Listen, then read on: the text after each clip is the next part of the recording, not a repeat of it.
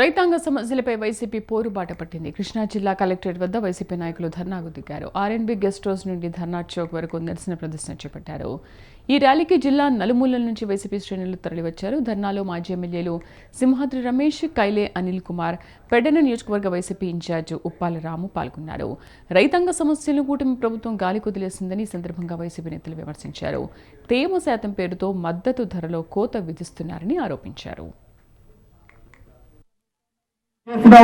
వాగ్దానాలు ప్రజలను తప్పుదోవ పట్టించిన విషయాలన్నీ కూడా గుర్తు ఉన్నాయి.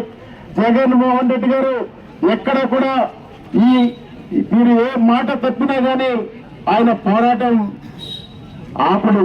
ఎందుకంటే చంద్రబాబు నాయుడు 4 సంవత్సరాలు ఎక్కడ కూడా కనిపించలేవు.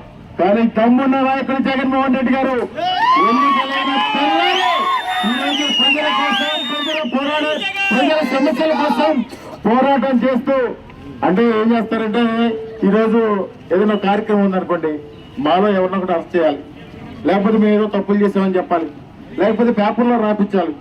ఇలాంటి డైవర్షన్ పాలిటిక్స్ గడ్డకి జగన్మోహన్ రెడ్డి గారు వచ్చి 22A ఒక చుక్క పెట్టి 18,000 ఎకరాలు 10,116 మంది రైతులకి ఆ 22 ఎత్తేసి మేలు చేస్తే అధికారంలోకి వచ్చిన నెల రోజుల్లోనే మళ్ళీ చుక్క పెట్టి జనాన్ని మోసం చేసింది చంద్రబాబు నాయుడు గారు. ఇవాళ చంద్రబాబు నాయుడు గారు అంటే మోసకారిని అందరికీ తెలుసు. మీ అందరికీ నేను ఎలక్షన్ ముందు ఒక మాట చెప్పా. మా వాళ్ళకి ఏం చెప్పానంటే, లోగడ మాటలేసే వాళ్ళు మన ఊళ్ళోకి వచ్చేవాళ్ళు రా, వచ్చి 4 రోజులు బ్రహ్మాండంగా చేసేవాడు, ఒకరోజు అర్ధరాత్రి ఉడాయించుకుపోయేవాడు. మీరు చంద్రబాబు నాయుడు గారికి ఓటేస్తే